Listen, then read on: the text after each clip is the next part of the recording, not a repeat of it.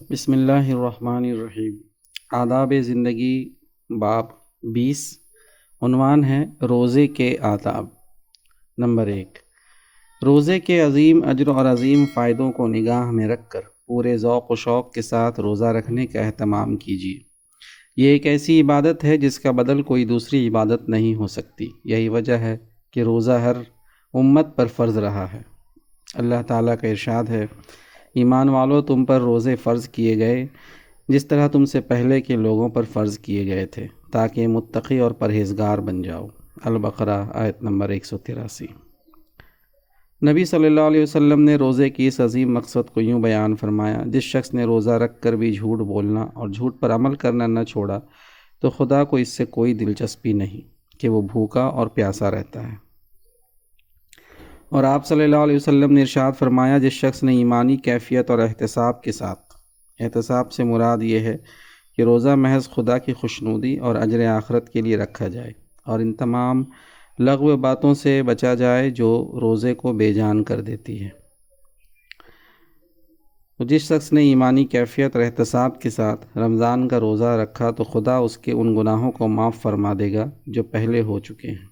Number 2، رمضان کے روزے پورے اہتمام کے ساتھ رکھیے اور کسی شدید بیماری یا عذر شرعی کے بغیر کبھی روزہ نہ چھوڑیے۔ نبی صلی اللہ علیہ وسلم کا ارشاد ہے،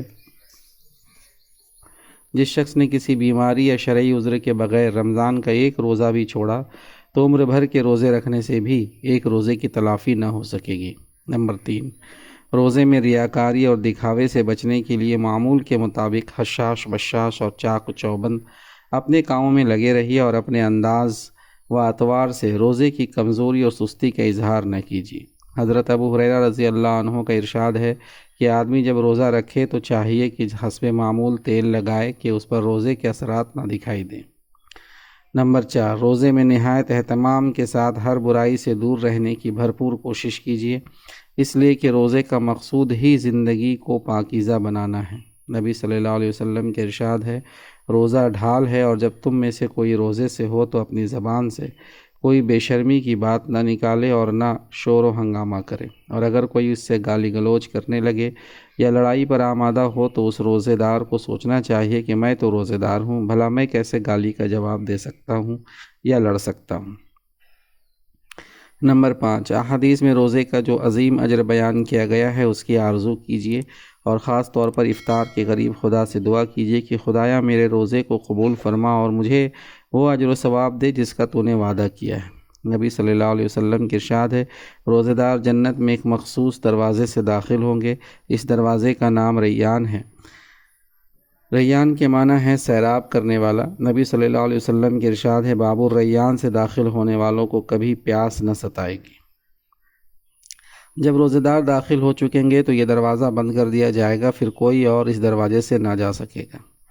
اور آپ صلی اللہ علیہ وسلم نے یہ بھی فرمایا کہ قیامت کے روز روزہ سفارش کرے گا اور کہے گا، پروردگار میں نے اس شخص کو دن میں کھانے پینے اور دوسری لذتوں سے روکے رکھا، خدایا تو اس شخص کے حق میں میری سفارش قبول فرما، اور خدا اس کی سفارش کو قبول فرما لے گا۔ اور نبی صلی اللہ علیہ وسلم نے یہ بھی فرمایا کہ افطار کے وقت روزے دار جو دعا مانگے اس کی دعا قبول کی جاتی ہے، رد نہیں کی جاتی۔ نمبر 6، روزے کی تکلیفوں کو ہنسی خوشی برداشت کیجیے اور بھوک اور پیاس کی شدت یا کمزوری کی شکایت کر کر کے روزے کی ناقدری نہ کیجیے۔ نمبر 7، سفر کے دوران یا مرض کی شدت میں روزہ نہ رکھ سکتے ہوں تو چھوڑ دیجیے اور دوسرے دنوں میں اس کی قضا کیجیے۔ قرآن میں ہے کہ جو کوئی بیمار ہو یا سفر میں ہو تو دوسرے دنوں میں روزوں کی تعداد پوری کر لے۔ البقرہ آیت نمبر 184۔ حضرت انس رضی اللہ عنہ فرماتے ہیں، جب ہم لوگ نبی صلی اللہ علیہ وسلم کے ساتھ رمضان میں سفر پر ہوتے تو کچھ لوگ روزہ رکھتے اور کچھ لوگ نہ رکھتے، پھر نہ تو روزے دار روزہ چھوڑنے والے پر اعتراض کرتا اور نہ روزہ توڑنے والا روزے دار پر اعتراض کرتا۔ نمبر 8، روزے میں غیبت اور بدنگاہی سے بچنے کا خاص طور پر اہتمام کیجیے۔ نبی صلی اللہ علیہ وسلم کے ارشاد ہے، روزے دار صبح سے شام تک خدا کی عبادت میں ہے جب تک وہ کسی کی غیبت نہ کرے، اور جب وہ کسی کی غیبت کر بیٹھتا ہے تو اس کے روزے میں شگاف پڑ جاتا ہے۔ نمبر 9، حلال روزی کا اہتمام کیجیے۔ حرام کمائی سے پلنے والے جسم کی کوئی عبادت قبول نہیں ہوتی۔ نبی صلی اللہ علیہ وسلم کے ارشاد ہے، حرام کمائی سے جو بدن پلا ہو وہ جہنم ہی کے لائق ہے۔ نمبر 10، سحری ضرور کھائیے، اس سے روزہ رکھنے میں سہولت ہوگی اور کمزوری اور سستی پیدا نہ ہوگی۔ نبی صلی اللہ علیہ وسلم کے ارشاد ہے، سحری کھا لیا کرو اس لیے کہ سحری کھانے میں برکت ہے۔ اور نبی صلی اللہ علیہ وسلم نے یہ بھی فرمایا، سحری کھانے میں برکت ہے، کچھ نہ ہو تو پانی کے چند گھونٹ ہی پی لیا کرو، اور خدا کے فرشتے سحری کھانے والوں پر سلام بھیجتے ہیں۔ اور آپ صلی اللہ علیہ وسلم نے یہ بھی ارشاد فرمایا، دوپہر کو تھوڑی دیر آرام کر کے قیام اللیل میں سہولت حاصل کرو، اور سحری کھا کر دن میں روزے کے لیے قوت حاصل کرو۔ اور صحیح مسلم میں ہے، نبی صلی اللہ علیہ وسلم کے ارشاد ہے، ہمارے اور اہل کتاب کے روزوں میں صرف سحری کھانے کا فرق ہے۔ نمبر 11، سورج غروب ہو جانے کے بعد افطار میں تاخیر نہ کیجیے، اس لیے کہ روزے کا اصل مقصود فرما برداری کا جذبہ پیدا کرنا ہے، نہ کہ بھوکا پیاسا رکھنا۔ نبی صلی اللہ علیہ وسلم کا ارشاد ہے، مسلمان اچھی حالت میں رہیں گے جب تک افطار کرنے میں جلدی کریں گے۔ نمبر 12، افطار کے وقت یہ دعا پڑھیے، اللہم لک صمت وعلی رزقک افطرت، خدایا میں نے تیری ہی لیے روزہ رکھا اور تیرے ہی رزق سے افطار کیا۔ اور جب روزہ افطار لیں تو یہ دعا پڑھیں، ذہب الظمأ وابتلت العروق وثبت الاجر انشاءاللہ، پیاس جاتی رہی، رگیں تر و تازہ ہو گئیں، اور اجر بھی ضرور ملے گا اگر خدا نے چاہا۔ کسی کے یہاں روزہ افطار کریں تو یہ دعا پڑھیں، افطر عندکم الصائمون واکل طعامکم الابرار وصلت علیکم الملائکہ، خدا کرے تمہارے یہاں روزے دار روزے افطار کریں اور نیک لوگ تمہارے یہاں کھانا کھائیں اور فرشتے تمہارے لیے رحمت کی دعا کریں۔ نمبر 14، روزہ افطار کرانے کا بھی اہتمام کیجیے، اس کا بڑا اجر ہے۔ نبی صلی اللہ علیہ وسلم کے ارشاد ہے، جو شخص رمضان میں کسی کا روزہ کھلوائے تو اس کے صلے میں خدا اس کے گناہ بخش دے گا اور اس کو جہنم کی آگ سے نجات دے گا، اور افطار کرانے والے کو روزے دار کے برابر ثواب دے گا، اور روزے دار کے ثواب میں کوئی کمی نہ ہوگی۔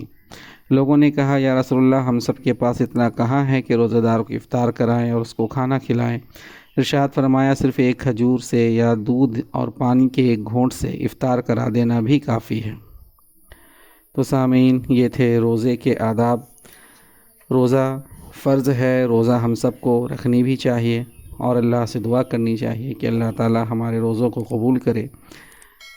اور ایک گزارش ہے آپ سے کہ اگر آپ پہلی بار اس چینل پر یہ آڈیو بک سن رہے ہیں تو برائے مہربانی اسے لائک کریں، سبسکرائب کریں، بیل آئیکن ضرور دبائیں تاکہ آئندہ آنے والے ویڈیو آپ کو فوراً حاصل ہو جائے، اس کی نوٹیفیکیشن آپ کو مل جائے۔